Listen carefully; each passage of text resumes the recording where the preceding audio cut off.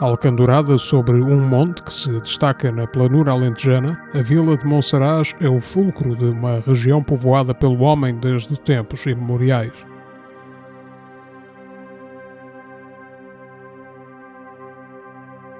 A vila muralhada, de traça medieval, é hoje banhada pelo imenso lago do Alqueva, que constitui a maior transformação ocorrida na sua geografia em milénios.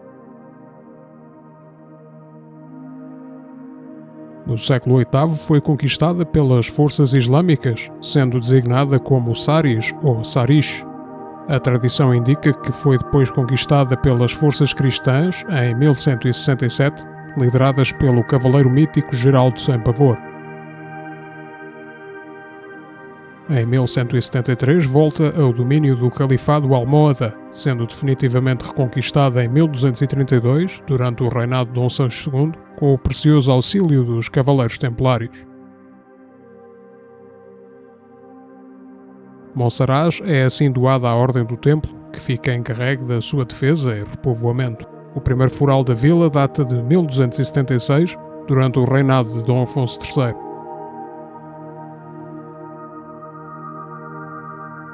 O povoamento de Monsaraz está ligado, segundo a tradição, à figura do cavaleiro Martim Anes Zagalo, que terá sido alcaide da povoação e do seu castelo.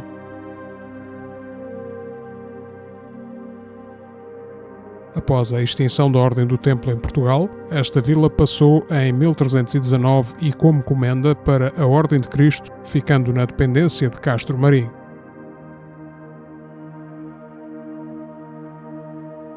No Revelim de São João, do lado oeste do perímetro muralhado, podem ver-se as ruínas de algumas estruturas da época medieval dos séculos XIII a XVI, incluindo uma necrópole, uma calçada em xisto e uma casa com 2 pisos. Tal facto confirma a expansão de Monsaraz para fora da sua cintura muralhada original.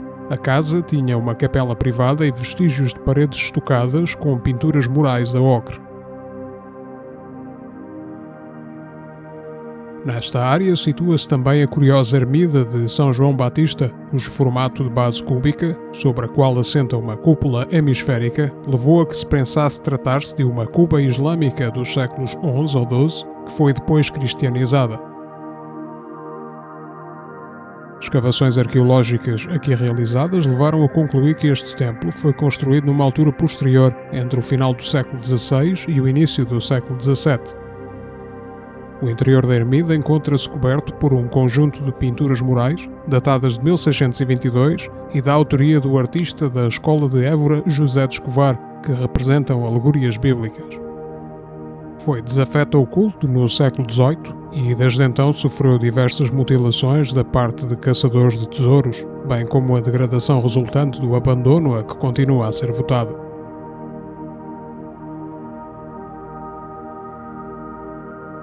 A entrada nas muralhas da vila, que está voltada a este, é conhecida como a Porta do Buraco ou da Cisterna, já que se situa junto à cisterna medieval, edificada no século XIV ou XV. O terraço que possui no topo orienta as águas pluviais para o interior do reservatório, que tem forma retangular e é coberto por uma abóbada de berço dividida em 9 tramos.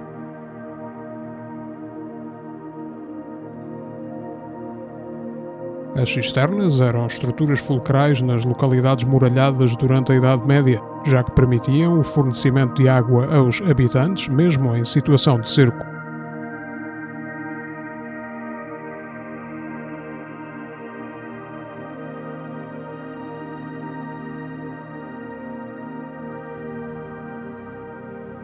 No coração da vila fica o Largo Dom Nuno Álvares Pereira, no qual se encontram alguns dos monumentos mais importantes de Monsaraz. Entre estes, destaca-se a imponente Igreja de Nossa Senhora da Lagoa.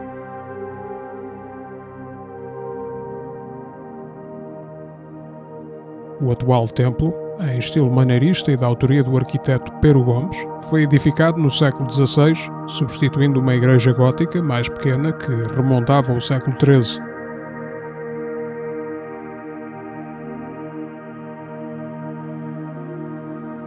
Construída recorrendo, entre outros materiais, ao xisto da região, esta igreja está dividida em 3 naves. No seu interior destaca-se o túmulo de Gomes Martins Silvestre, talhado em mármore de Estremoz no século XIV.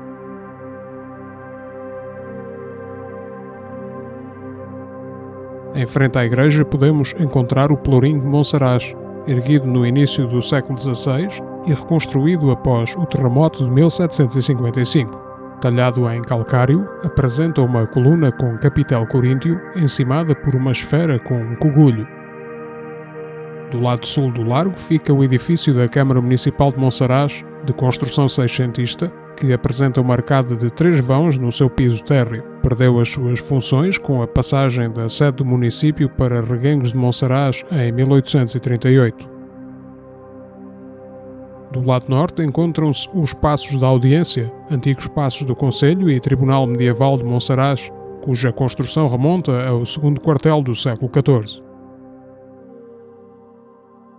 O edifício sofreu várias alterações ao longo dos séculos, mas ainda apresenta elementos arquitetónicos do período medieval, tais como a porta ogival, as janelas geminadas e as abóbadas nervoradas. Em 1958, durante obras de reparação, foi aqui descoberta uma excepcional pintura mural a fresco do século XV, que ficaria conhecida como o Fresco do Bom e do Mau Juiz. Do lado esquerdo surgem representadas as personagens justas e virtuosas, envergando vestes brancas, sendo que do lado direito, envergando vestes amarelas, cor da falsidade, surge o Mau Juiz. Este conjunto apenas encontra paralelo nos frescos de Ambrogio Lorenzetti, no Palácio Comunal de Siena, subordinados às alegorias do bom e mau governo de Siena, pintados entre 1338 e 1340. Na parte superior esquerda do fresco surge um anjo músico soprando uma trompa, anunciando a justiça divina. Ao centro, o Cristo Pantocrator, todo-poderoso, envergando uma túnica vermelha e com os pés assentos sobre o globo, Orbis Terrarum. Embaixo, à direita de Cristo, o profeta Ezequiel representando o Ômega, o fim. Na parte inferior, à esquerda de Cristo, o profeta Jeremias representando o Alfa, o início.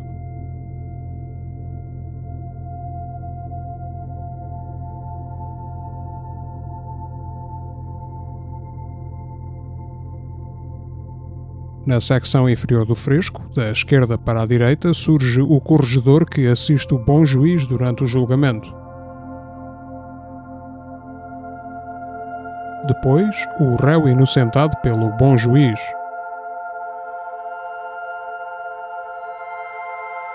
O bom juiz, coroado pela justiça e pela misericórdia, usa uma beca branca e segura na vara vermelha da magistratura municipal. Surge depois a figura de um vilão que corrompe o mau juiz com a oferta de 2 perdizes. O mau juiz é representado com 2 faces e um demónio está a segredar-lhe ao ouvido. A sua vara vermelha, símbolo da magistratura, está partida.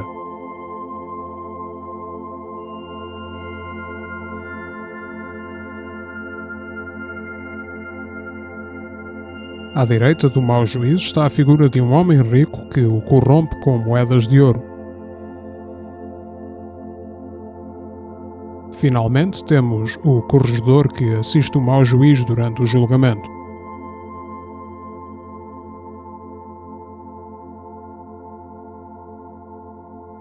Este edifício sofreu várias alterações ao longo do tempo, tendo sido adaptado no final do século XV e na sequência de um diploma do rei Dom João II, a cadeia tendo sido construído um segundo piso. Ao fundo da Rua de Santiago fica um edifício que a tradição local afirma ter sido a Casa da Inquisição. Tal tribunal nunca existiu em Monsaraz, podendo ter sido ponto de passagem de detidos para julgamento no Santo Ofício de Évora. Terá sido construído no século XVII, estando dividido em 2 pisos. No superior apresenta um painel de azulejos setecentistas, possivelmente da fábrica de Oliveira Bernardes, e um friso de esgrafitos.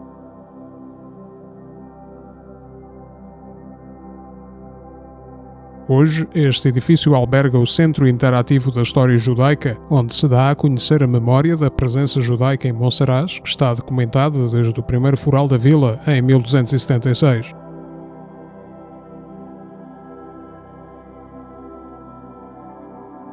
Através de painéis informativos e alguns objetos arqueológicos, são exploradas as três grandes religiões que fazem parte da história da vila: o islamismo, o judaísmo e o cristianismo.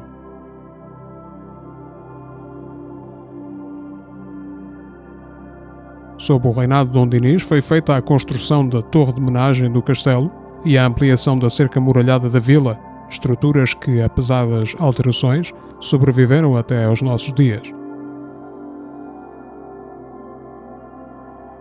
Durante a crise de sucessão de 1383-1385, o alcaide do castelo, Gonçalo Rodrigues de Sousa, tomou o partido de Dona Beatriz. Monsaraz caiu assim em mãos castelhanas. A vila seria conquistada em 1385 pelas forças portuguesas, comandadas pelo condestável Dom Nuno Alves Pereira, que depois a receberia em doação por parte do rei Dom João I. Em 1422, o condestável doou-a ao seu neto Dom Fernando, futuro segundo Duque de Bragança, passando Monsaraz a integrar os domínios da Casa de Bragança. O rei Dom Manuel I outorgou novo foral à vila em 1512. O castelo de Monsaraz implanta-se a cerca de 300 metros de altitude, tendo a sua cintura muralhada uma planta oval irregular e alongada no sentido nordeste-sudoeste.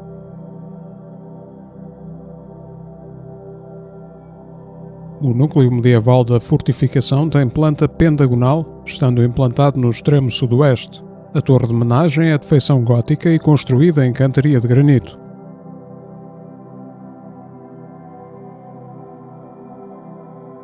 No interior preserva abóbadas ogivais nos seus dois andares. O piso térreo serviu de prisão e de armazém de armas. O piso superior era a sala nobre da alcaidaria. Cerca de 1830, a antiga Praça de Armas, edificada em pedra de xisto e cal, encontrava-se em avançado estado de ruína, fruto do abandono do velho edifício militar. Os habitantes de Monsaraz decidiram então aproveitar os materiais existentes para erguer uma praça de touros que continua a ser utilizada na atualidade durante as festas do Senhor Jesus dos Passos. No total, o recinto muralhado medieval da vila tinha 4 portas em cantaria de granito: a da vila, virada a norte, a da cisterna a este, a de Évora a oeste e a da alcoba a sul. No âmbito da Guerra da Restauração, 1640-1668, a posição fronteiriça e estratégica de Monsaraz determinou a atualização das suas estruturas defensivas.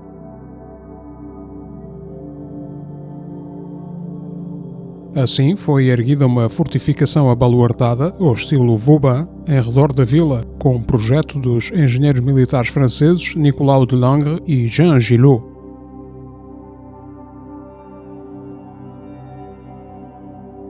No século XIX, a vila de Monsaraz perdeu a sua importância económica e estratégica, sendo que a sede de concelho passou para Reguengos de Monsaraz em 1838.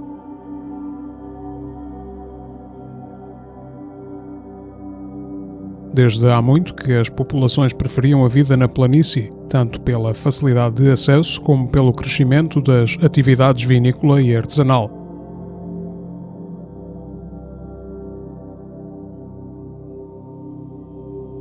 Votada ao abandono durante décadas, Monsaraz veria o seu castelo ser classificado como Monumento Nacional em 1951. Nessa altura foram feitas algumas obras de reconstrução pela DGEMN. A partir da década de 1960, vários edifícios foram adquiridos por particulares, sendo alvo de reconstruções e adaptações que seguiram uma perspectiva idealizada de localidade alentejana caiada de branco. A chegada do extenso lençol aquático do Alqueva, já no século XXI, representa apenas o capítulo mais recente na longa e rica história da vila de Monsaraz.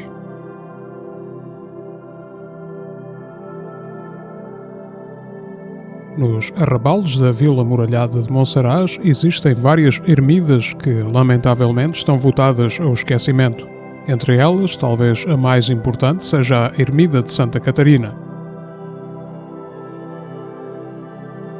A sua construção remonta ao século XIII, estando ligada à presença da Ordem do Templo nesta região.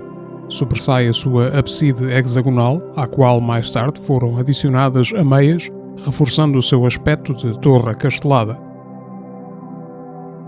Um arco românico de volta perfeita dá acesso à abside, que é coberta por uma cúpula ogival profunda, sob a qual surge um friso denticulado. A sua classificação como Monumento Nacional, em 1971, não impediu o seu abandono. O monumento megalítico mais famoso de Monsaraz é o Cromlech do Xerez, ou do Xerez, cuja localização original era a cerca de 5 km a sul de Reguengos de Monsaraz, em frente ao Monte do Xerez.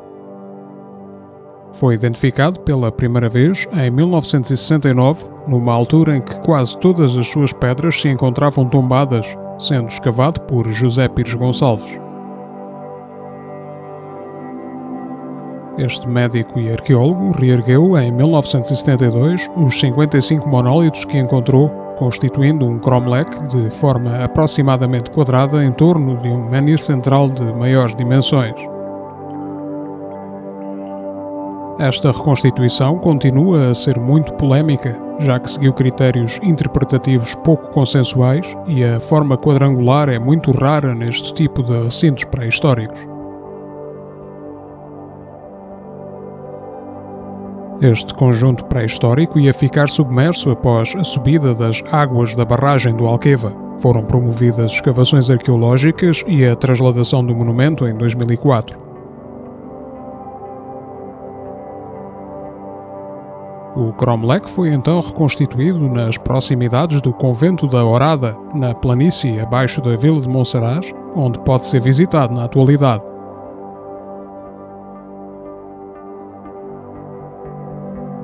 Este recinto remontará ao período entre o quarto e o terceiro milénio a.C., sendo composto por cerca de 50 menhirs de granito de dimensões que variam entre os 37 cm e os 2,10 metros.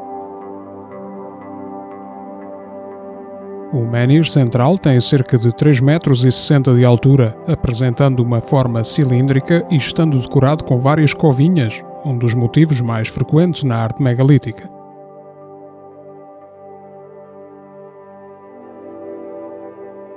Essas mesmas covinhas aparecem no topo achatado de um dos menhirs mais pequenos. O seu propósito e significado continua a ser motivo de debate entre a comunidade científica.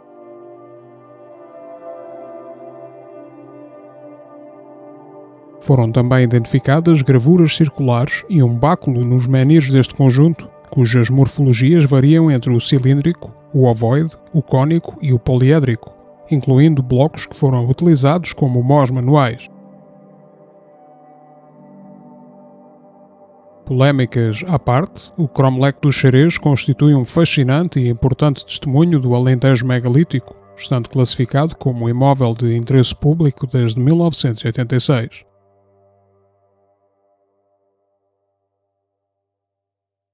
A cerca de 4 km de Monsaraz, à beira da estrada que liga as aldeias de Telheiro e de Outeiro, encontra-se o menhir da Bolhoa, também conhecido como o menhir da Belhoa ou da Abelhoa.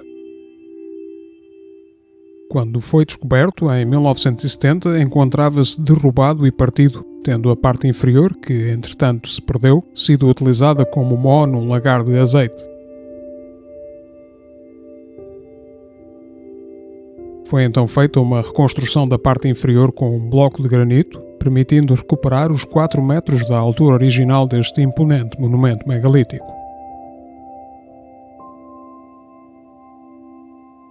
Está enquadrado cronologicamente no período entre o Neolítico final e o Calcolítico, entre o 4º e o 3º milénio a.C., sendo integrado no chamado Universo Megalítico Eburense. Ao nível regional, faz parte de um núcleo que inclui também o Menhir do Outeiro, com os seus impressionantes 5,60 metros de altura, e o Menhir do Monte da Ribeira, profusamente esculturado. Mais do que pela habitual forma fálica de outros monumentos megalíticos desta natureza, o Menhir da Bolhoa destaca-se pelo seu perfil afilado, de corte elíptico. As suas faces este e oeste foram afeiçoadas de modo a criarem superfícies mais largas e aplanadas, utilizadas como painéis esculturados, aproximando-o do conceito de Stela Menhir.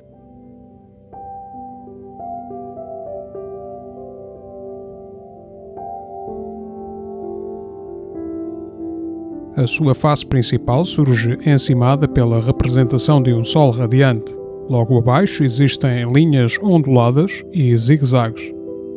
A parte inferior direita surge decorada com motivos serpentiformes que envolvem a forma de um báculo, símbolo associado à pastorícia e, por conseguinte, aos conceitos de comando e poder. O Menhir da Bolhoa possui uma das mais ricas decorações entre todo o megalitismo europeu, encontrando-se classificado como Monumento Nacional desde 1971.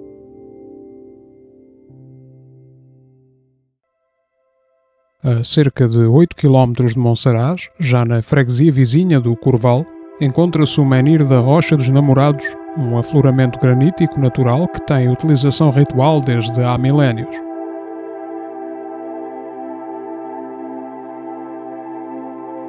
A sua morfologia peculiar, com a base mais estreita que o topo, lembrando a forma de um cogumelo, terá estado na origem da sua associação a rituais mágico-religiosos.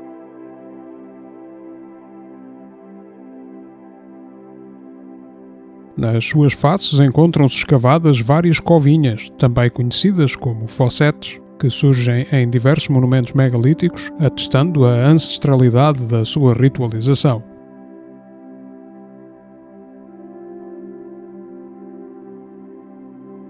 A continuidade das crenças em redor deste rochedo é confirmada pelas rosetas hexapétalas representadas numa das suas faces, símbolo de proteção que surge na Idade do Bronze e que foi absorvido pela arte cristã.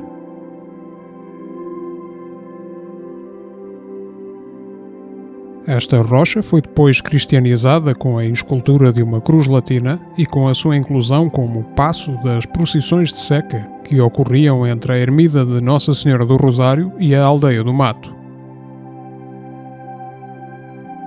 Ainda hoje podemos encontrar a Rocha dos Namorados coberta com centenas de pedras soltas, marcos de uma arcaica tradição pagã que se mantém viva até hoje.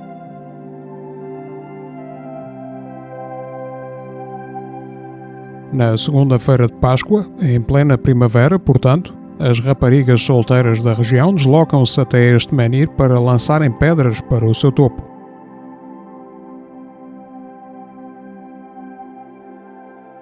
Cada pedra falhada corresponderá, segundo a tradição, a mais um ano de espera em relação ao casamento, um fascinante exemplo da sobrevivência de cultos antigos de fertilidade.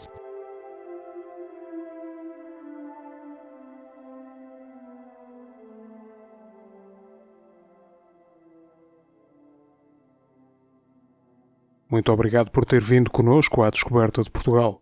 Se gostou do vídeo, por favor clique em gosto e subscreva o canal para acompanhar as nossas novidades.